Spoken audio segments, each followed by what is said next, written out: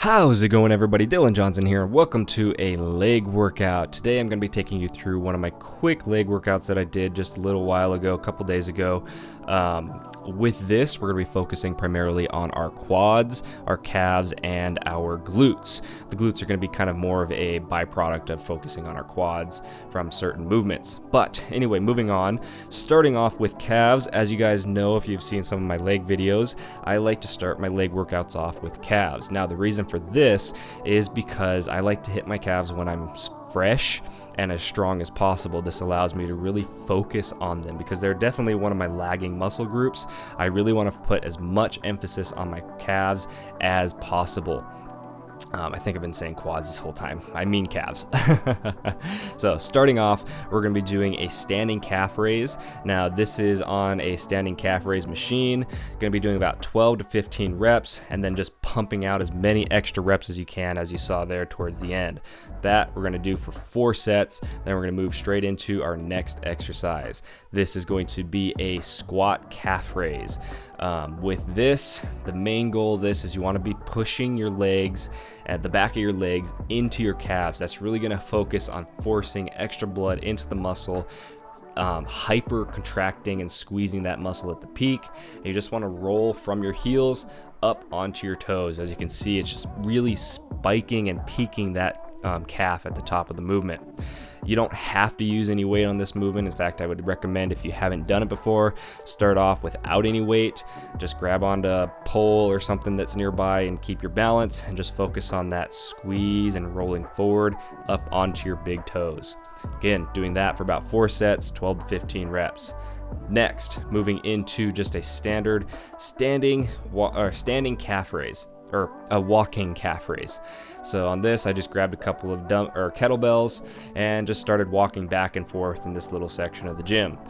Don't have to do anything super crazy, just focus on staying up on your tippy toes as much as possible and working those calves. Now with that, it's also a great movement to work a little bit of forearm and grip strength, but that's not our main goal. Our main goal is to focus on those calves.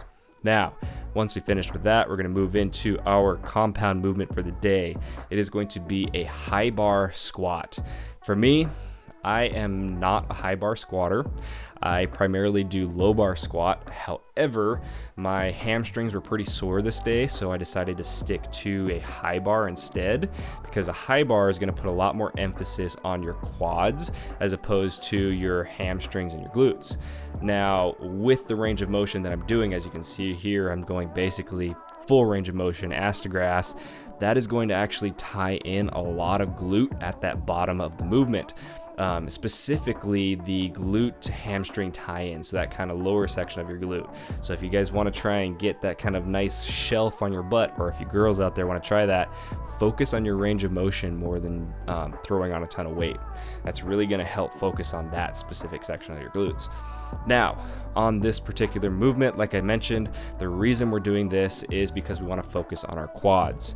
The reason a high bar squat particularly is focusing the quads as opposed to a low bar squat or anything else is because that higher bar position is going to allow you to keep a more upright stance and an upright chest throughout the range of motion.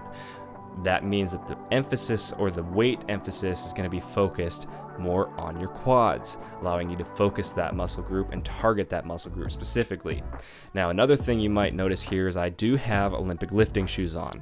That means that I've got a 3/4 inch heel in these shoes, and what that does as well is it just kind of gives me a little bit easier, or allows me to more easily it allows me to more easily hit that deep range of motion while maintaining proper form, because it allows me to keep that kind of more upright posture in a high bar squat, especially while getting that super deep range of motion. You don't have to try that. You don't have to use these. If you want to give it a try, something similar is if you grab like a 2.5 pound plate or a 5 pound plate and throw them under your heels while you're squatting. If you do that, I would recommend trying it with some very lightweight first, just to kind of get a feel for the movement, because it's going to be very different from what you're used to if you haven't ever tried that before. But anyway, with this particular movement, I was just doing pretty lightweight, as you can see, about 225, nothing crazy, and I did about 4 or 5 sets of 5 reps, just again, really focusing on maintaining my form, slow, controlled movements, try and pause at the bottom as much as possible, and just really work that range of motion. Now, once we finished off with that, we're going to move into an isolation movement here. Seated calf extension, or seated quad extensions, seated leg extensions, whatever you want to call them. With this, a few key points that you want to take away from this are primarily our tempo and our foot position. So as you can see, first is the tempo. I'm going up, pausing at the top, stopping that momentum, and then lowering it down really slowly, so really focusing on that negative portion of the rep. It's going to help break down the muscles a little bit more, pump a little bit of extra blood into them at the peak, and just really increase that pump and increase the burn. Another thing to try, and another mental cue or physical cue on leg extensions, are pull your toes towards you as much as possible. That's really going to, again, emphasize that peak contraction. Now, once we finished off with that, we move straight into a superset here, and this is starting off with walking lunges. So I just grab kettlebells, you can use dumbbells, whatever you want. You don't even have to use weight. Big key on this, as you can kind of see there, is I'm putting the emphasis and the weight over my foot, my leading foot. That way I'm going to put the focus on my quads as opposed to my hamstrings and my glutes. So again, really focusing on those quads today. As you can see, just taking it nice and slow. Really on this movement, really try and focus on keeping your knee in line with your toe. I mean, a lot of people will say don't let your knee pass your toe, anything like that.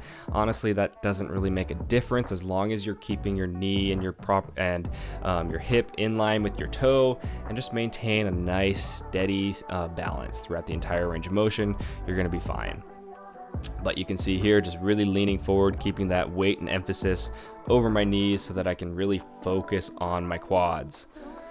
Now, once we finish off with that, we're going to go straight into the next exercise. So again, this is a superset, so we're going to go back to back with the walking lunge, and then this guy, which this, I don't think, I saw this on a video by another fitness YouTuber called Eddie Active.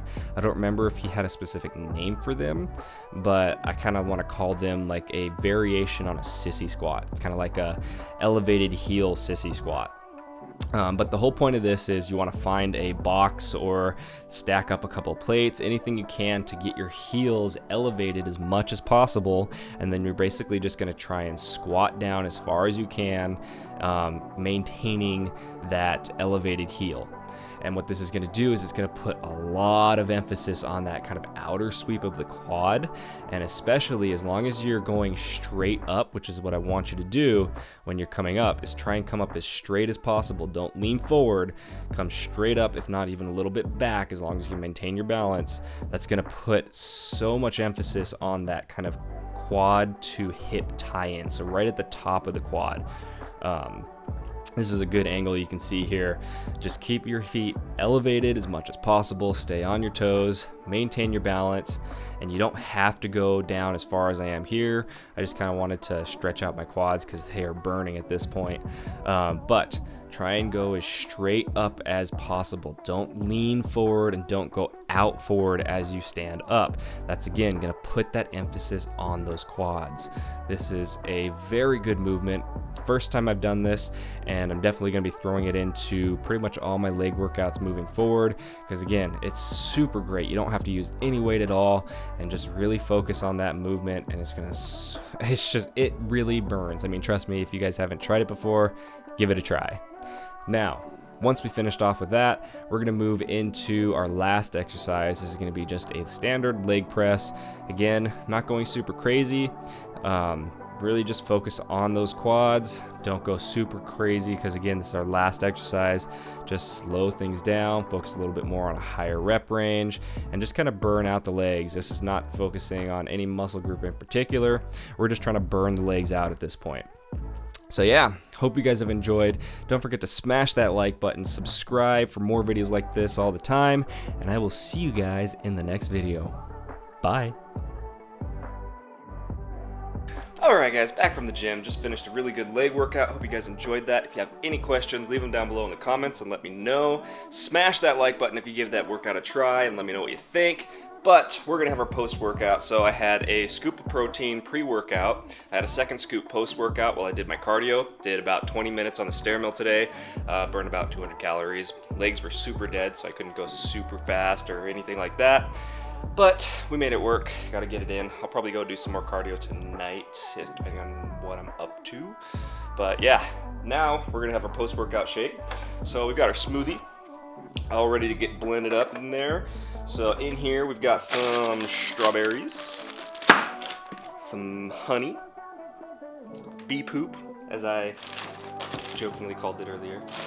We got some pineapple, a little bit of mango, almond milk, and some Greek yogurt.